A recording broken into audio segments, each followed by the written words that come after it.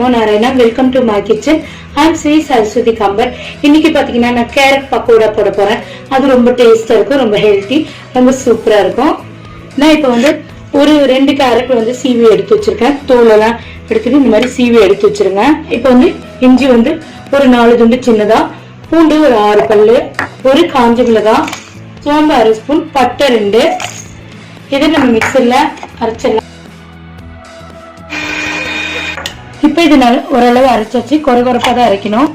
இப்போ நம்ம 2 கேரட்டை ஆட் பண்ணிடுறேன். கொத்தமல்லி இலைகள் கொஞ்சமா எடுத்துக்கோங்க. கருவேப்பிலை இலைகளும் குட்டி குட்டியா சாப் பண்ணி வச்சிருக்கேன். கொத்தமல்லி இலைகளும் குட்டி குட்டியா சாப் பண்ணி வச்சிருக்கேன். 2ஐயும் நம்ம ஆட் பண்ணிடலாம். பச்சை மிளகாய் 3 குட்டி குட்டியா சாப் பண்ணி வச்சிருக்கேன், அதையும் ஆட் பண்ணிடலாம். வெங்காயம் பெரிய வெங்காயம் குட்டி குட்டியா சாப் பண்ணிருக்கேன், அதையும் ஆட் பண்ணிடலாம். இந்த அரைச்ச விழுதுகளை நம்ம ஆட் பண்ணிடலாம். இப்போ வந்து இதுக்கு தேவையானது 1/2 ஸ்பூன் உப்பு ஆட் பண்ணிக்கலாம். உப்பு அதிகமா ஆட் பண்ணிட்டு டேஸ்ட் போயிடும். 1/2 ஸ்பூன் மட்டும். அப்புறம் நெய் வந்து நான் 1 ஸ்பூன் ஆட் பண்றேன். இப்போ வந்து கடலை மாவு நான் 1 கப் எடுத்து வச்சிருக்கேன், 1 கப் ஆட் பண்ணிடலாம்.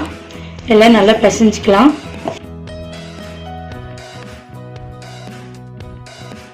லைட்டா தண்ணி தெளிச்சுக்கலாம்.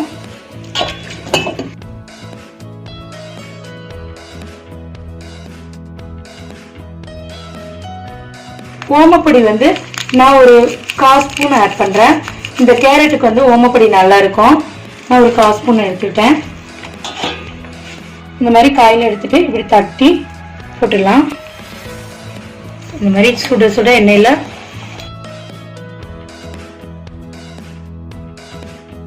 இப்ப இதை நம்ம திருப்பிடலாம்.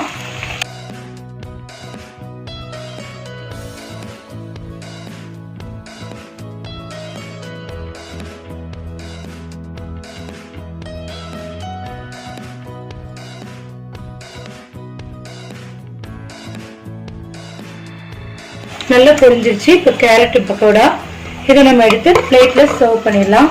ஹாய் வியூவர்ஸ், இன்னைக்கு வந்து பாத்தீங்கன்னா என்னோட ஸ்டைல்ல நான் வந்து இன்னைக்கு கேரட் பக்கோடா பண்ணிருக்கேன். இது ரொம்ப ஹெல்த்தி, ரொம்ப நல்லது. இந்த எண்ணெயை நம்ம வந்து சமையலுக்கு யூஸ் பண்ணிக்கலாம். ரொம்ப ரொம்ப ரொம்ப நல்லது. நீங்க இதே மாதிரி வீட்டுல ட்ரை பண்ணி பார்த்து பெரியவங்கல இருந்து குழந்தைங்களுக்கு ஈவினிங் ஸ்நாக்ஸா எல்லாருக்கும் கொடுங்க. இதே மெத்தட்ல இதே ஸ்டைல்ல நீங்க வீட்டுல இந்த கேரட் பக்கோடாவை ட்ரை பண்ணி பார்த்து எப்படி இருக்குன்னு எனக்கு கமெண்ட்ல சொல்லுங்க. இந்த வீடியோ உங்களுக்கு பிடிச்சிருந்தா லைக் பண்ணுங்க, ஷேர் பண்ணுங்க, கமெண்ட் பண்ணுங்க, சப்ஸ்கிரைப் பண்ணுங்க, மறக்காம பெல் கிளிக் பண்ணுங்க. நெக்ஸ்ட் வீடியோல இன்னும் வித்தியாசமான அழகான சமையல் சந்திக்கலாம்.